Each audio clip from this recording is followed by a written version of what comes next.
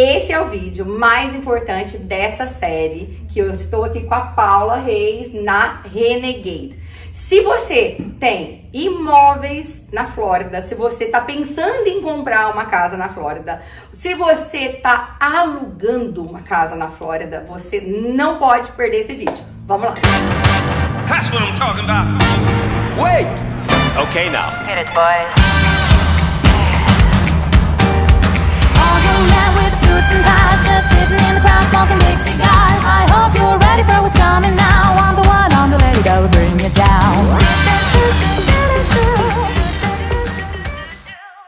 Paulinha, voltamos, vídeo 2 dessa série incrível. Se você não assistiu o vídeo 1, eu vou deixar linkado aqui na descrição, corre lá e assiste. Vamos lá, nesse vídeo 2 nós vamos falar sobre seguro residencial. Perfeito. E daí ele abrange tanta coisa, né? Porque tem a casa residencial que a pessoa vai morar ou que ela vai alugar por longo período ou curto período, que é a vacation home. E tem ainda aluguel. Quem tá alugando imóvel aqui na Flórida também tem que ter um seguro. Então a Paula vai começar do zero explicando pra gente. Sim, existem as diferenças, né? Quem vai comprar a casa com você, se a pessoa vai ser um primary home, se ela vai morar na casa. Ou de repente essa casa vai ser a segunda casa dela, casa que ela vai vir eventualmente passar ela mesma as férias com a família. Isso é uma coisa. Isso é uma coisa. Aí outra coisa. Outra coisa é se ela vai comprar para investimento. E aí esse investimento tem A e B, né? Tem o A e B. Pode ser para long term, que ela vai alugar para aluguéis anuais. E tem short term, que vai ser para pessoas que vêm passear aqui, vai ficar uma semana, 2 semanas. E é um pequeno período que a pessoa vai gastar, né, nessa casa. E por que tem diferença no seguro para cada tipo desse imóvel? Tem diferença nesse tipo de seguro porque as seguradoras entendem-se que são diferentes riscos. É verdade. Né? Por exemplo... Então vamos começar no primeiro? Vamos começar no primeiro. Conta pra mim. Residencial que a pessoa vai morar. Então, concorda comigo? A pessoa vai morar. Então, ela vai morar com a família dela. Então, o nível de exposição vai ser menor.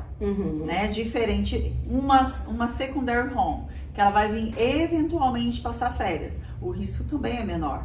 Agora, ela vai alugar para pequenos períodos de férias. Então, geralmente as pessoas já vêm com mais pessoas para ficar na casa. Então, o risco do liability, o que é uma apólice de liability? Liability é a cobertura para a terceira parte de lesão corporal e danos materiais. Então, aqui nos Estados Unidos, eles levam muito a sério esse tipo de cobertura por poder gerar processos. É verdade, né? É verdade. Então, voltando no seguro residencial, que a pessoa vai morar com a família, ela tem menos risco. Então, a gente pode dizer que é um seguro que seria mais barato ou não necessariamente, porque tem uma coisa. Seguro, o imóvel residencial que a pessoa vai morar com a família tem as mobílias, por exemplo, que talvez no aluguel longo termo não tenha. A gente coloca sempre menor. Isso. O fato das coberturas, a gente vai... por exemplo, o replacement cost da propriedade. Que seria refazer isso? a propriedade. Exato. Refazer a propriedade. Isso, ele vai ser baseado através... não na localização, não pelo uso da propriedade, e sim pelo valor real de se reconstruir. Por exemplo, às vezes os clientes eles ficam um pouco confusos. Por exemplo, mas eu paguei $1 milhão na casa e o meu replacement cost está somente 700 mil. Como pode isso? Aí a gente tem que explicar. Não, o replacement cost não é o preço de venda da sua casa. Então, a gente sempre gosta de explicar de uma maneira clara, né? Mais simples. Então, independente se a sua casa está no Winter Garden, no Metro Oeste, no Windermere, não importa. Você vai comprar os materiais para reconstruir a sua casa e esse vai ser o mesmo valor. Então, a localização não vai importar. A localização, ela vai importar para você que está vendendo, né? Existe zip codes. Mas para reconstruir não, porque o terreno já está ali. Exatamente. E também não vai ter que comprar o terreno. Então, é só a base, é quanto você gastaria, quanto a seguradora gastaria para levantar a sua casa novamente. Tem uma proporção, por exemplo, de uma casa de 1 milhão é 700 mais ou menos. Tem alguma proporção, assim, que pelo menos um estimado? Não tem uma proporção, a gente tem um rater que a gente vai calcular. Então você vai colocar os dados da propriedade, você vai colocar um endereço, você vai colocar o square feet, você vai colocar Ano de construção conta. o ano da construção, se tem piscina, se não tem piscina, se tem painel solar, se não tem painel solar, se tem summer kitchen. Então são uma junção de informações que você vai colocar e a própria seguradora ela vai te gerar. Dar o cálculo. Ela vai te dar o cálculo. E dentro daquilo é onde nós temos que, né, às vezes que pode dar um conflito entre o que o banco quer e o que a seguradora está dizendo que realmente é. E que é onde os bancos eles aceitam, né, que a gente mande o checklist covered, que é onde a gente está falando, não, olha, tem todos esses aqui e a gente consegue resolver de forma positiva e consensual, né, entre o banco e a seguradora. Mesmo porque também, gente, na hora de você fazer a cotação de seguro, é muito importante que você converse com a pessoa, porque é personalizado. Vou te dar um exemplo. Tem um cliente meu que comprou uma casa de 1 milhão e gastou 300 mil de mobília. Ele tem que pôr essa mobília no seguro dele, porque foi uma mobília muito cara, entendeu? Se ele tem precisar, por exemplo, ele não é obrigatório, mas ele deveria. Deveria pôr. Vou falar a palavra certa, deveria. Agora, já um cliente que comprou uma casa de 1 milhão, tá fazendo seguro, mas ele gastou nada ali na decoração, comprou coisinha baratinha, ele não quer pôr, não ponha. Porque ele não vai ter alugar, risco. de repente. Às vezes eles compram casa de 1 milhão. Até porque hoje em dia, né, existem casas de 1 milhão mais acessível, assim, porque o mercado tá muito diferente aqui, né? Mudou bastante. Antigamente, casa de 1 milhão era uma mansão, né? Hoje tá mais caro. É uma casa mais normal que a pessoa pode comprar para estar alugando. Então, se ela vai alugar para longo term, ela geralmente não vai colocar mobília. Não vai. Então, não tem para que ter uma cobertura de mobília alta. Exato. Né? Não, é só, às vezes, o appliance, né? Os eletrodomésticos. Não, e isso é o nosso, segundo assunto aqui dentro desse vídeo, porque o aluguel, a gente falou sobre o seguro numa propriedade que a pessoa vai morar. Isso aqui, então, a gente deu esses exemplos. Mas a gente tem agora o seguro para um investidor, que seja para um aluguel de longo período ou de curto período. Vamos começar com o longo período? Aluguel de longo período é quando você comprou numa área residencial, você vai alugar por contrato de 1 ano ou mais, igual aí no Brasil. Exato. Conta pra mim, aí esse seguro já é um pouco mais leve do que o de férias, né? Na verdade, não tem como mensurar valores no sentido, porque vai depender de vários fatores, né? Da reconstrução da casa. Exato, vai depender do square feet, vai depender de vários fatores. Mas, por exemplo, uma casa de aluguel ou para uma casa que a pessoa vai morar, tanto faz qual será o uso da propriedade, nós também podemos acrescentar um seguro que se chama umbrella. O que seria a umbrella? Ela é literalmente, né, umbrella significa guarda-chuva. Então ela literalmente é como se ela fosse um guarda-chuva onde a gente colocaria a sua pólice debaixo dela. Então assim, Paulinha, mas vai cobrir também o replacement cost? Não, é exclusivamente para o liability. Como eu já expliquei. Então ela tem o seguro do imóvel, exato, seja moradia, residencial ou férias, e ainda pode ter uma umbrella. Para cobrir liability contra terceiros. Isso, porque na sua pólice residencial você já vai ter o liability, que geralmente a gente tem um valor padrão que é o que a gente trabalha, é o de 300 mil, tá? Mas de repente você tem um painel solar, de repente você tem uma piscina. Então é interessante você ter um seguro de umbrella. Por quê? Então aconteceu, sei lá, alguém pulou a piscina da sua casa e falou assim, um adolescente pulou a piscina da sua casa e morreu afogado na sua piscina. Que nunca vai acontecer, né? Mas a gente está trabalhando com suposições para poder explicar, né, o que é um seguro. Então na sua apólice residencial, tu tem 300 mil de liability. Se você vem com a umbrella, você vai ter, por exemplo, você tem a cobertura de 1 milhão a mais desse liability. Então, se a mãe da vítima te processou, você tem ainda 1 milhão a mais para te cobrir desse liability. Então, eu acho bem importante se ter, eu tenho meu seguro da casa, eu tenho meu umbrella, porque eu entendo, por exemplo, no furacão, um painel solar voou. Foi lá, quebrou a telha do vizinho ou machucou alguém. Então, além dos seus 300 mil, você vai ter mais 1 milhão da Umbrella para te dar uma segurança a mais. Mais segurança, né? Mas são seguros separados, né? Seguros tem o separados. seguro do imóvel e tem o Umbrella. E o Umbrella é um seguro mais barato. E aí a gente tem que falar sobre o seguro para casa de férias. É diferente? É mais caro? O que acontece? Porque a liability é maior. Sim, exatamente. O liability a gente vai sempre ter o padrão de 300 mil e aí a gente também oferece essa Umbrella. Por quê? Porque a casa de férias vai aumentar o risco, né? Porque vai ter um entra e sai maior de pessoas, né? Com certeza. Então, quanto mais você se proteger, melhor. Menos dor de cabeça você pode ter, né, no futuro.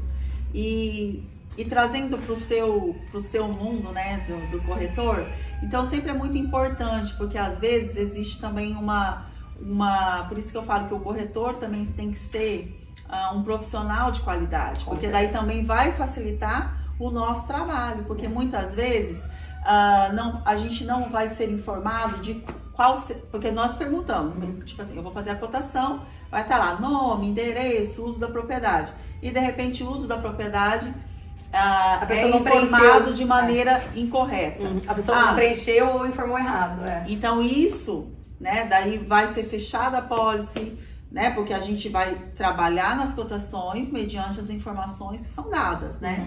Então, o uso da propriedade também correto, ele é essencial para que no momento de um claim seja pago, no momento de um sinistro, a seguradora pague. Não tenha fraude, não pensa que foi de propósito, né? Isso, gente, o que eu faço? Você sabe, né? Eu tenho um e-mail já padrão, que a gente põe o nome do cliente, e-mail, telefone, uso da propriedade. Exatamente. Eu já informo, porque eu sei se o cara tá comprando casa de férias, eu vou informar. Casa de férias.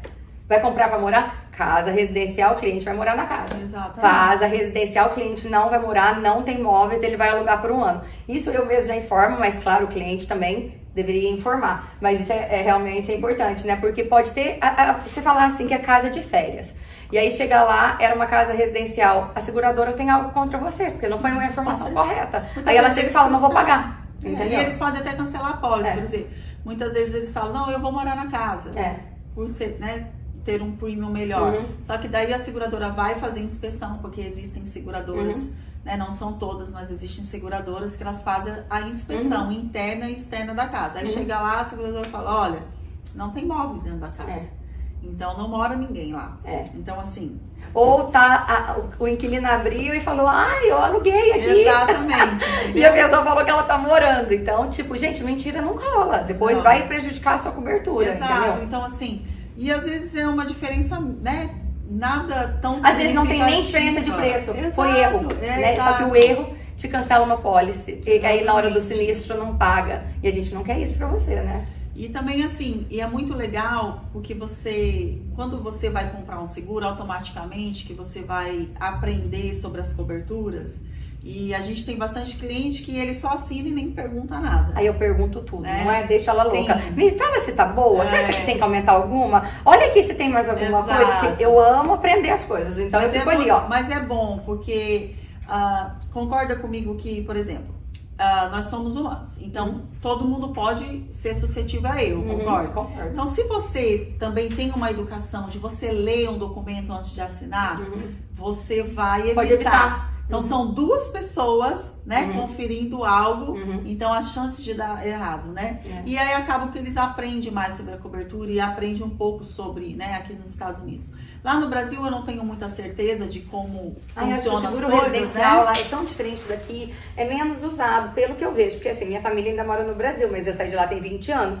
Mas, por exemplo, a casa da minha mãe não tem seguro. Olha que coisa, mas também gente, tem, como é que a casa da minha mãe não tem seguro? Ela mora na mesma casa tem 40 anos e a casa não tem seguro. Eu fico pensando, e se acontecer alguma coisa? Meu Deus, se pegar um fogo, se isso. Então, no Brasil é diferente a mentalidade. Por isso que quando a gente fala pro cliente brasileiro, tem que fazer o seguro, o cara às vezes você fala assim, não tenho seguro no Brasil, tenho 20 apartamentos, nunca fiz seguro. Sim. Daí eu falo, gente, mas é diferente, não é a construção do Brasil aqui não. E outra, a gente não tá no clima do Brasil. Aqui tem furacão, aqui tem tornado, aqui tem queimada. Você viu, por exemplo, o que aconteceu na Califórnia? Não é. Meu Deus, que tristeza. Então, a gente tem que se resguardar. Isso é para o seu bem. A gente tá te protegendo.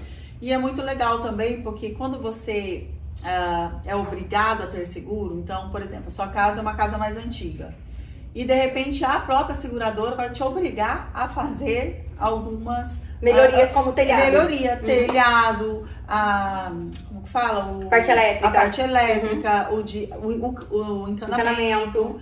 Lá Porque, no Brasil a gente não precisa, né? A casa que quando você é pequena, a sua mãe vai morrer lá e a casa vai estar igual. É verdade, mas aqui, essa do telhado, por exemplo, me corrija se eu não tiver com o dado correto, mas a última vez que eu vi, mais de 20 anos não estava segurando uma casa com telhado. Sim. Então é isso. E outra coisa que é interessante também é que eles vão na casa. A última vez que eu tenho seguro aqui com a Paula, claro, né?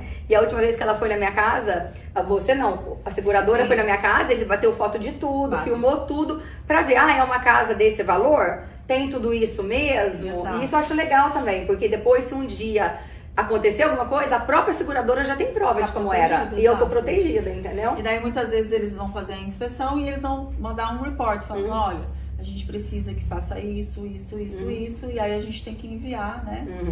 E também um ponto muito relevante também das pessoas que são investidoras, né? Elas terem o entendimento do tão importante que é o liability. Porque aqui a tua casa, ela tem que ter a cerca, se você tem piscina, porque eles entendem que a responsabilidade é do dono da casa, se alguém entrar, mesmo que o menino pulou o muro lá, entendeu? Pra gente não faz sentido, né? Parece uma loucura aí. Você fala, mas como assim o cara tava pulando na minha casa e eu ainda sou responsável? Por isso também é muito interessante, né? Você que mexe com os investidores, eles tenham placas, assim, sabe? Não ultrapasse o limite da casa. Porque os americanos, eles levam muito a sério, tipo assim, se tem a placa, tem o aviso. Então, naquele caso, quando morreu aquela criança no hotel da Disney, porque não tinha placa, você viu o processo? Não estava afirmando crocodilo no lago, perigo de crocodilo no lago.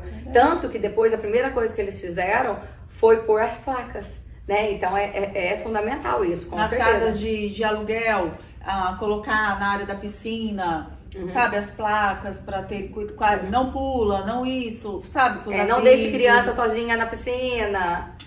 Até mesmo nas casas de férias, que eu vendo bastante, o que eu vejo assim, tem sempre algum impeditivo da piscina. Ou tem aquela, além da cerca por fora, tem aquela cerca que divide o quintal da piscina. Como que era aquele nome mesmo? É cerca mesmo, não é? Aquela tipo pretinha. cercadinho, É um cercadinho mesmo. É o screen. Não, mas o screen de uma casa para outra, dentro da casa. A tela de proteção. Tela de proteção. Ou tem alarme. Eu tenho uma casa sim. no Encore que a gente vendeu, no Encore Resort. Menina do céu, pra sair na porta da casa era um barulho. E tem que apertar. E só adulto consegue apertar porque é alto. E pra entrar também, porque se alguma criança abrir a porta, todo mundo foi avisado, entendeu? Isso é o quê? Para prevenir, para resguardar de acontecer algum acidente e o dono ser responsabilizado. Quando foi feita a parte externa, quando o condado foi fazer a inspeção, era obrigatório que tivesse um aparelho na piscina. Eu tenho ele. Uma boinha que ele apita se alguém põe o pé. Eu tenho também. A gente tirou, obviamente, porque as crianças nadam e a gente tá sempre com elas. Mas a gente também tinha isso, senão não passa. Exato. Aí tocava na piscina. Ou seja, né? Os Estados Unidos, a cultura aqui é se proteger de todos os lados. Não só cuidar do que já aconteceu, é tentar evitar de acontecer, né, alguma tragédia. Agora, falando em tragédia, ai gente, que duro, né? Mas vamos falar de tragédia só pra parte educacional. Flood Insurance. Explica pra gente o que é, quando é, como é que paga, se tá incluso, se não tá. Gente, vocês precisam conhecer esse assunto. Se vocês têm casa residencial aqui nos Estados Unidos. Exatamente. Às vezes você compra um seguro de casa e por isso que eu falo novamente a importância de se ter um agente que vai te explicar o que você precisa e não o que você quer. Porque às vezes você compra o seu seguro de casa e você entende que você tem essa cobertura, porque você fala lá, water damage. E você pensa que esse water damage é danos pela água. Pela água. E você vai entender que isso vai incluir. Agora, qual a diferença do water damage e do flood? Qual a diferença dos estragos por água e dos estragos por inundação? Inundação é tudo que vem de fora para dentro. Então, se a água do seu lago, se a água da sua piscina, whatever, do mar, depende da região que você mora. Se a água vir de fora, encheu o bueiro lá fora e veio para dentro da sua casa, você só vai ter a cobertura se você tiver o flood, se você tiver a cobertura de inundação. Que é uma cobertura à parte. A parte é extra. Naquela cobertura que você faz ali no dia a dia, isso não está incluso. Não, então, é uma outra inundação coisa. veio de fora para dentro, não está incluso. Agora a diferença do water damage, que é os estragos por água, estourou um cano, o vaso sanitário, a água subiu, todas essas são water damage. Essa vai estar inclusa na sua policy. Porém, existem seguradoras que elas vão colocar um limite. Olha, você tem até 10 mil, e existem seguradoras que vai ser whatever que tá dentro da sua policy lá, né, do replacement. E quando entra água por cima? Arrancou o telhado e entrou água. Aí, se é por conta de furacão, aí, se a sua pólice tiver a cobertura de furacão, ela vai ser coberta. Tá? E se não tiver a cobertura? Se o não telhado tiver, eles cobrem, mas os danos não? Não. Por exemplo, o telhado voou, o seguro Não, se cobre. entrou água na tua casa, sei lá, veio um furacão, arrancou as telhas e entrou água na tua casa, vai ser coberto, porque vai ser provado que foi pelo furacão. Mas pelo flood ou pela normal? Não, pela normal. Pela normal. Aí o que vai diferenciar? Numa pólice normal, existem algo que a gente chama aqui de deductible, que é a franquia do Brasil. Então, se você for olhar lá na sua pólice, vai estar lá assim, ó, deductible para hurricane. Geralmente é 2%. 2%. Né? Eu já vi todas, Exato. já são 2%. E deductible para all perils, que são por outras causas, né? Então, por exemplo, assim, Paula, eu preciso abrir um sinistro porque passou o furacão e arrancou a minha telha e entrou água na minha casa. Então, você vai pagar 2% de franquia. 2% do que, Paula? Da sua cobertura A. Então, que está escrito Dwelling Covered A. 700 mil, por exemplo. 2% de 700 mil dólares. 700 mil é o que você vai pagar de franquia. Agora, Paula, sei lá, uma árvore caiu em cima da minha casa, não foi em época de furacão, não tem nada a ver com furacão. Aí vai ser os all perils. Aí vai ser 2.500 ou $1.000, depende do que vai ser colocado. Aí a franquia é normal. Mas Exato. então, por exemplo, se arranca o telhado, entra água, dá aquela bagunça toda, é na cobertura regular. Isso. Agora, a gente tem piscina. A piscina inundou, veio de lá de fora pra dentro de casa, daí é só flood Aí é insurance. flood. Aprendi, hein, gente? Ó. E aí o flood, o que acontece? Ai, Paula, mas por que nem todo mundo quer ter ou nem todo mundo precisa ter? Porque existe as zonas de flood. Existe um site que a gente consegue, através do endereço, ver se a propriedade está numa zona de flood, de inundação. Perigo de inundação. Ah, mas só esses precisam ter seguro? Não. Novamente eu falo, todos precisamos ter seguro. Por exemplo, o furacão de... O último? Não, esse último, acho que o penúltimo. Penúltimo, que foi mais forte. O que prejudicou bastante a área de Kissimmee, lembra? Ele inundou uma área que não era suposto, né? Pela logística, pelo site, que não tinha, que não era suposto. Então, com isso, nós aumentamos ainda mais a nossa responsabilidade. Então, a gente tem um trabalho aqui que a gente vende a pólice de casa, ou a gente renova uma pólice de casa que não tem flood, que não tem cobertura para inundação. A gente oferece para os nossos clientes. Óbvio, é opcional. Mas, por exemplo, se a pessoa está comprando uma casa, a gente já falou no primeiro vídeo, se você perdeu o primeiro vídeo, volta lá, entra aí no link da descrição. Não pode perder o primeiro vídeo da série. No primeiro vídeo a gente explicou o quê? Que quando é um imóvel financiado, tem terceiro, tem banco, é obrigatório seguro. Então, se o banco vê que a casa está numa área de flood, aí ele pede. Exato. Ele exige. Agora, se está numa área que não tem perigo de flood pelo processo deles ali, né, no site deles, não é obrigado, mas é o quê? Recomendado. Exatamente, essa é a palavra, é a recomendação. Então a gente sempre faz esse trabalho das recomendações que a gente acha importante, né? Isso que a gente está falando aqui, a gente está falando sobre seguro de imóveis, né? Tanto residencial quanto férias. E agora, seguro para inquilinos. Exato. Gente, o pessoal aluga o imóvel aqui nos Estados Unidos e vai mudar para casa e às vezes nem lê o contrato que estava escrito o quê? Tenants Insurance obrigatório, ou seja, seguro do inquilino é obrigatório. Todo mundo que vai alugar, Denise, mas alguém pode falar que não é obrigatório? Sim, a pessoa é dona da casa dela. Se ela falar que ela não quer, não precisa, Se tiver no problema contrato, dela. né? Mas se você for alugar nesses apartamentos que estão prontos, se você for alugar com a gente obriga, né? A gente, não é que obriga a pessoa, mas a gente mostra desde antes da assinatura do contrato que pra gente, pros nossos imóveis, a gente tem essa solicitação, porque é para proteger o próprio inquilino. Conta um pouquinho de Tenants Insurance pra gente, então. E o Tenant Insurance, meu Deus, ele é ilusório o valor, porque é muito baratinho. É $15 no mês, $20, Exato, né? Dá 150, 140, 160 dólares anual, entendeu? E você vai poder colocar lá os seus móveis, né? Muitas vezes você... por exemplo, quando eu alugava a minha casa, antes de eu comprar minha casa, eu alugava, pegou fogo na air fryer, pegou fogo e subiu lá no... Meu Deus, pegou mesmo? Pegou mesmo.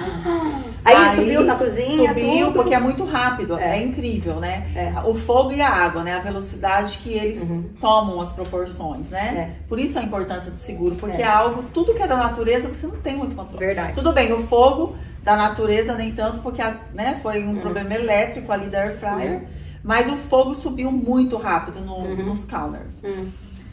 Mas o que era o dono da casa, ele não exigia que eu tivesse o seguro de Renters Insurance. Ou seja, ele teve que gastar e eu também tive que gastar, porque ele também fez... você não tinha na época o Não, seguro? porque eu não trabalhava com seguro ainda. Não conhecia e ele não pediu. Olha, eu não Você trabalhava imagina se ele com tivesse seguro. pedido, ele tinha economizado e você também. Exato. Por isso que a gente pede, a gente explica, é pro seu bem. É pro nosso bem, é pra paz de espírito de todo mundo, proprietário e inquilino. E é muito ilusório. E cobre o quê? Cobre os móveis, cobre se tiver algum dano. Cobre liability para terceira pessoa e cobre também os móveis do E se causa algum tenants. dano na casa, né? Sempre que a gente faz uma pergunta para o underwrite, o underwrite é a pessoa que faz as apólices na seguradora. Eles nunca vão te dar uma resposta precisa, porque tudo relacionado a seguro na América vai ser mediante a análise de um adjuster, de um terceiro fiscal, que né? vai de um decidir o fiscal. caso. Então, em relação, por exemplo, a estragos da própria... Porque, por exemplo, assim, o que a seguradora entende? Você é a dona da casa e você alugou para mim. A parte física da casa é a sua responsabilidade como owner, como dono. E aí a parte de terceiro você também vai ter na sua pólice. E aí vai entrar o meu renters, que vai ser a terceira parte, e os meus contents. Entendi. Entendeu? Então, tudo que é da parte física... Mas nesse caso, a sua air fry pegou fogo Sim. e atingiu o local. O teu seguro te cobre, o Poder- dele também cobre? o meu cobriria, porque não estragou Se meu você tivesse airfryer, não tido. estragou o armário, estragou né, o micro-ondas, entendeu? Entendi. Agora, por exemplo, queimou a casa inteira. Ah, não, aí é do dono. Entendeu? Queimou uma parede, aí é o porque dono. a gente fala, né, gente? Tem essa diferença e eu não quero que vocês confundam. O seguro do imóvel é feito pelo proprietário do imóvel. Sim. O seguro do inquilino é feito pelo inquilino para protegê-lo dentro daquele imóvel. Exato. Então, continua o proprietário tendo o seguro dele, né? Que é obrigatório se o imóvel é financiado. E o inquilino tem o seguro dele, que é necessário... 90% dos lugares, gente, exigem. E eu acho muito importante, porque igual se você soubesse, você tinha feito, não tinha tido prejuízo. Por exemplo, nós aqui. Nós não somos dono do prédio. Nós temos... Alugamos. Exato, nós alugamos. Então, nós temos o quê? Trazendo para... seriam renters, só que mais da área comercial, mas acaba que não é a mesma coisa, mas configura a mesma coisa.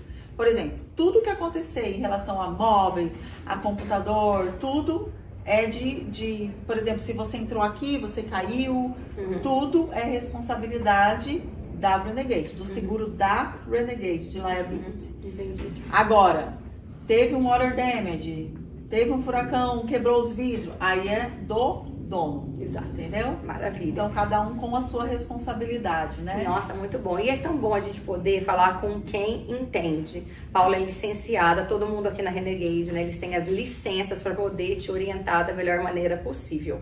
Paulinha, muito obrigada por mais um vídeo. Espero que vocês tenham gostado desse vídeo. Não percam essa série incrível. Muito obrigada por assistir e até a próxima semana. Tchau, tchau.